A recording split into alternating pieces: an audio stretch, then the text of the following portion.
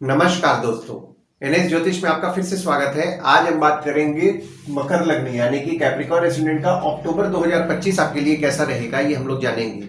अगर आपने मकर लग्न में गुरुदेव का जो गोचर हो रहा है अक्टूबर 2025 में, उसका प्रभाव आपके जीवन पर क्या पड़ेगा, ये वीडियो नहीं देखा है तो ऊपर दिए हुए आई बटन पर क्लिक करें।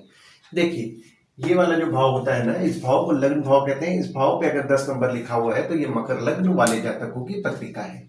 आइए देखते हैं शुरुआती तौर पे कौन कौन से ग्रह आपके किस किस भाव में बैठे हुए हैं। तो राहु आपके दूसरे भाव में बैठे हुए हैं, शनिदेव आपके तीसरे भाव में बैठे हुए हैं, गुरुदेव आपके छठवें भाव में बैठे हुए हैं, केतु और शुक्र आपके आठवें भाव में बैठे हुए हैं, सूर्य और बुध आपके नवम भाव में बैठे हुए हैं, मंगल आपके दशम भाव में बैठे हुए हैं, चंद्रमा आपके 12वें भाव में बैठे हुए हैं। अब अगर हम लोग आपका लग्न देख रहे हैं तो देखिए, लग्न पे आपके ग्रह तो कोई नहीं है, पर मंगल की दृष्टि आपके लग्न पे पड़ रही है 13 सितंबर से, और 26 अक्टूबर तक मंगल की दृष्टि आपके लग्न पे पड़ेगी। मंगल की दृष्टि आपके लग्न पे पड़ रही है तो आपको क्रोध ज्यादा आ रहा है 13 सितंबर से, तो अपने क्रोध पे नियंत्रण रखिए और किसी से भी विवाद से बचिए। वहीं दूसरी ओर गुरुदेव की दृष्टि 18 अक्टूबर से आपके लग्न पे पड़ेगी, तो यहाँ पे देखिए आपके नॉलेज लेवल को गुरुदेव बढ़ाएंगे, यानी कि आपके ज्ञान को बढ़ाएंगे, पर यहाँ पे आपके वेट बढ़ने की संभावनाएं भी बन रही हैं, तो अपने वेट पे कंट्रोल करें। और आपके लग्न के स्वामी जो कि शनिदेव हैं, आपके तीसरे भाव में विराजमान हो गए 29 मार्च से, और 13 जुलाई से 18 नवंबर तक आपके तीसरे भाव में वक्री भी हैं। तो यहाँ पे देखिए, शनिदेव आपके तीसरे भाव में बैठे हुए हैं, तो आपके धैर्य से आप स्वयं की प्रगति कर रहे हैं, और अगर आप मेहनत कर रहे हैं तो आपका भाग्य भी आपका साथ दे रहा है। हालांकि जिस समय आप एक्सपेक्ट कर रहे हैं उस समय नहीं साथ दे रहा है, थोड़ा बहुत डिले हो रहा है, पर यहाँ पे आपका भाग्य भी आपका साथ दे रहा है। दूसरे भाव में आपके राहु विराजमान है, गुरुदेव की दृष्टि पड़ रही है, और मंगल की दृष्टि 27 अक्टूबर से पड़ेगी, और आपके दूसरे भाव के स्वामी जो कि शनिदेव हैं, आपके तीसरे भाव में विराजमान है। देखिए, दूसरा भाव जो होता है वो होता है आपके वाणी कुटुंब कोष का होता है।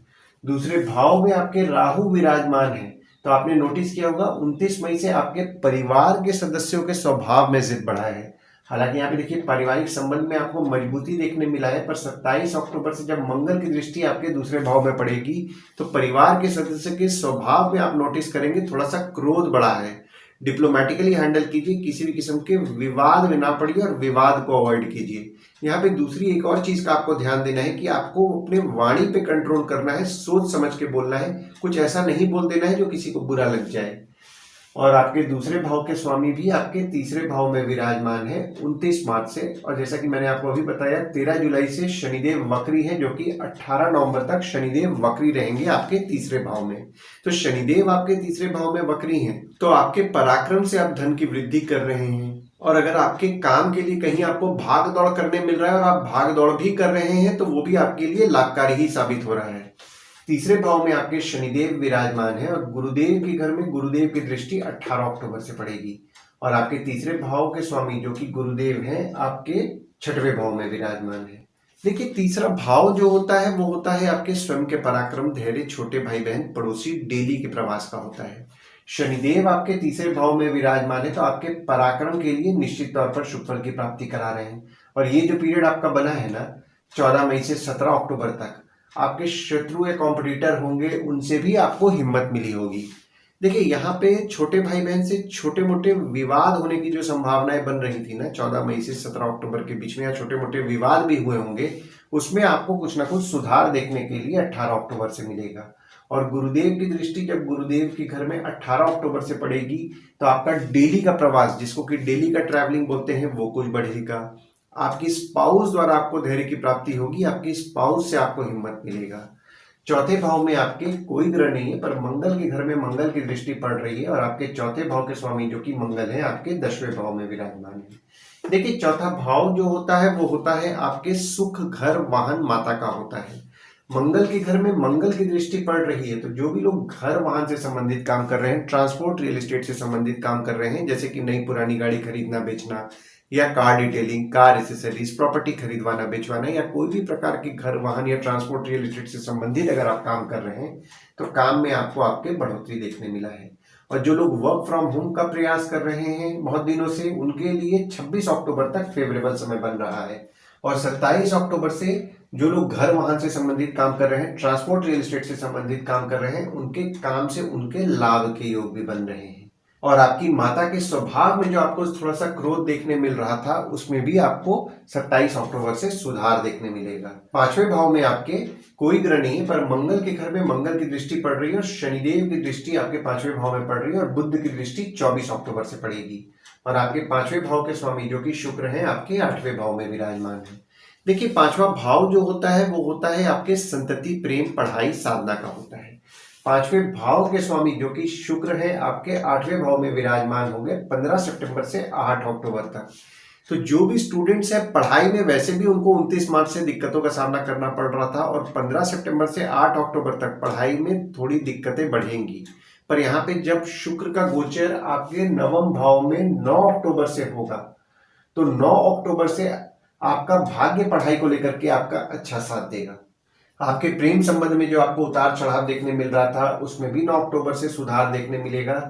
आपने नोटिस किया होगा आपके बच्चे हो गए या फिर आपके प्रेमी या प्रेमिका हो गए थोड़ा स्वभाव में एग्रेसिव रह रहे हैं, उनको क्रोध ज्यादा आ रहा है 13 सितंबर से। देखिए ये जो पीरियड आपका बन रहा है ना, खासकर 13 सितंबर से एग्रेसिव स्वभाव के अगर हो रहे हैं तो डिप्लोमेटिकली हैंडल कीजिए। किसी भी किस्म के विवाद को अगर आप अवॉइड कर रहे हैं तो ज्यादा अच्छा है। स्टूडेंट्स को एक चीज का ध्यान देना है कि एजुकेशन इंस्टीट्यूट जहां भी वे जा रहे हैं ना, चाहे ट्यूशंस जा रहे हैं या फिर कोचिंग इंस्टीट्यूट जा रहे हैं या फिर कॉलेज जा रहे हैं, स्कूल जा रहे हैं, कहीं भी जा रहे हैं, कोई छोटे मोटे विवाद भी अगर किसी के साथ हो रहे हैं तो विवाद को ना बढ़ाएं। और अगर कहीं विवाद हो रहा है तो विवाद में पड़े भी ना। 6वें भाव में आपके गुरुदेव विराजमान है और मंगल की दृष्टि आपके 6वें भाव में 27 अक्टूबर से पड़ेगी और आपके 6वें भाव के स्वामी जो कि बुध हैं आपके 9वें भाव में विराजमान है। देखिए 6वां भाव जो होता है वो होता है आपके रोग, ऋण, शत्रु, मामा मौसी का होता है। जो भी लोग मेडिकल फील्ड से संबंधित काम कर रहे हैं, जैसे कि डॉक्टर है, फार्मासिस्ट है, मेडिकल इक्विपमेंट का बिजनेस कर रहे हैं, बैंक रिकवरी, सिक्योरिटी सप्लाई से संबंधित काम कर रहे हैं, उनके काम में उनका भाग्य 15 सितंबर से 2 अक्टूबर तक अच्छा साथ देगा। और वहीं जब आपके 6वें भाव के स्वामी आपके 10वें भाव में 3 अक्टूबर से लेकर के 23 अक्टूबर तक विराजमान होंगे तो उनके काम में बढ़ोतरी भी देखने मिलेगा। और 23 अक्टूबर तक जो वे मेहनत कर रहे हैं 27 अक्टूबर से उस मेहनत का लाभ भी उनको मिलेगा। गुरुदेव आपके 6वें भाव में विराजमान है और 6वां भाव होता है आपके रोग, ऋण का भी होता है। तो देखिए अनवांटेड लोन लेने से बचना है, खर्चों पे कंट्रोल करना है, क्योंकि यहाँ पे अनवांटेड खर्चे आप करेंगे जिसके कारण आपको लोन लेना पड़ सकता है। तो इस चीज का ध्यान दें, तो लोन से बचे, जरूरत है तो लोन लीजिए। दूसरी चीज की हेल्थ का ध्यान दीजिए। यहाँ पे हेल्थ जो आपका थोड़ा बहुत बिगड़ रहा था, दवाई हॉस्पिटल संबंधित खर्चे बढ़ रहे थे, बीमारी को लेकर के कुछ ना कुछ चिंताएं आपकी बनी हुई थी, उसमें आपको सुधार देखने के लिए 18 अक्टूबर से मिलेगा। और आपके शत्रु या कॉम्पिटिटर भी जो बढ़े हुए थे उसमें भी आपको सुधार देखने मिलेगा। 7वें भाव में आपके गुरुदेव जब 18 अक्टूबर को विराजमान होंगे तो 7वें भाव में गुरुदेव उच्च के हो जाएंगे और आपका 7वां भाव जो होता है वो चंद्रमा का है और चंद्रमा आपके 12वें भाव में 1, 26, 27 और 28 तारीख को विराजमान है। देखिए 7वां भाव जो होता है वो होता है आपके स्पाउस, भागीदार का होता है। 7वें भाव के स्वामी जो कि चंद्रमा 1, 26, 27 और 28 तारीख को जब आपके 12वें भाव में विराजमान रहेंगे तो आपकी स्पाउस को लेकर के कुछ ना कुछ खर्चे बढ़ेंगे। भागीदारी में काम कर रहे हैं, भागीदार को लेकर के इस दिन आपके कुछ ना कुछ खर्चे बढ़े रहेंगे और आपकी स्पाउस खर्चीली भी रहेगी। गुरुदेव जब आपके 7वें भाव में 18 अक्टूबर से विराजमान हो रहे हैं तो यहाँ पे गुरुदेव उच्च के हो जा रहे हैं और गुरुदेव जो है, गुरुदेव आपके 3रे भाव के स्वामी हैं और 12वें भाव के स्वामी हैं जो कि आपके 7वें भाव में 18 अक्टूबर से विराजमान हो रहे हैं। देखिए 18 अक्टूबर से ना आप ये नोटिस करेंगे कि आपके खर्चे बढ़ रहे हैं आपकी स्पाउस को लेकर के, भागीदार को लेकर के। आपके भागीदार और स्पाउस भी थोड़े खर्चीले रहेंगे। और अगर कोई विदेश यात्रा करने का प्लान कर रहे हैं अपने स्पाउस या भागीदार के साथ तो 18 अक्टूबर से आपके लिए फेवरेबल समय भी बन रहा है। 8वें भाव में आपके केतु विराजमान है और शुक्र विराजमान है और आपके 8वें भाव के स्वामी जो कि सूर्य है आपके 9वें भाव में विराजमान है। देखिए 8वां भाव जो होता है ना वो होता है आपके आयु, जीवन, मृत्यु, अचानक धन लाभ का होता है। जमीन से नीचे से संबंधित चीजों का लाभ होता है, जो गुप्त पाठ होता है उसका होता है। देखिए 8वें भाव में आपके केतु विराजमान है तो जो भी लोग जमीन से नीचे से संबंधित काम कर रहे हैं वैसे भी उनका भाग्य 17 सितंबर से 16 अक्टूबर तक अच्छा साथ देगा। और केतु भी आपके 8वें भाव में विराजमान है। काम को लेकर के क्यूरियोसिटी भी आपके बढ़ेगी कि काम किस तरीके से करें और काम का परिणाम किस तरीके से निकाला जा सकता है और आपके काम को लेकर के आपका भाग्य भी साथ देगा। देखिए यहाँ पे शुक्र भी आपके 8वें भाव में विराजमान है और शुक्र जो है आपके 5वें भाव के स्वामी है और आपके 10वें भाव के स्वामी है जो कि 8वें भाव में विराजमान है। और सूर्य भी आपके 8वें भाव के स्वामी है जो कि 10वें भाव में 17 अक्टूबर से विराजमान हो रहे हैं। पिता की स्वास्थ्य का थोड़ा ध्यान दीजिए, यहाँ पे पिता की स्वास्थ्य थोड़ी बहुत बिगड़ सकती है। हालांकि जो भी लोग जमीन से नीचे से संबंधित काम कर रहे हैं, काम में उनके बढ़ोतरी उनको देखने मिलेगा। नवम भाव में आपके सूर्य विराजमान है, बुध विराजमान है, शुक्र 9 अक्टूबर को विराजमान होंगे और शनिदेव की दृष्टि पड़ रही है। देखिए नवम भाव जो होता है वो होता है आपके भाग्य, धर्म, जीजा, साली, साला, छोटे भाई के स्पाउस का होता है।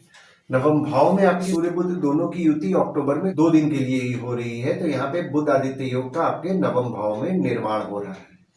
देखिए नवम भाव में जब बुध विराजमान हो गए ना 15 सितंबर से 2 अक्टूबर के बीच में, 15 सितंबर से 2 अक्टूबर के बीच में अगर आपने पूजा पाठ किया होगा तो पूजा पाठ आपके लिए फलदायी साबित हुई होगी। और शनिदेव की दृष्टि भी आपके नवम भाव में पड़ रही है 29 मार्च से। देखिए 18 अक्टूबर के बाद से भाग्य जो आपका कम साथ दे रहा था उसमें आपको सुधार देखने मिलेगा। वहीं शुक्र जब आपके नवम भाव में 9 अक्टूबर से विराजमान होंगे तो जो भी लोग विदेश जाने का प्रयास कर रहे हैं उनका भाग्य उनके काम को लेकर के 9 अक्टूबर से साथ देगा।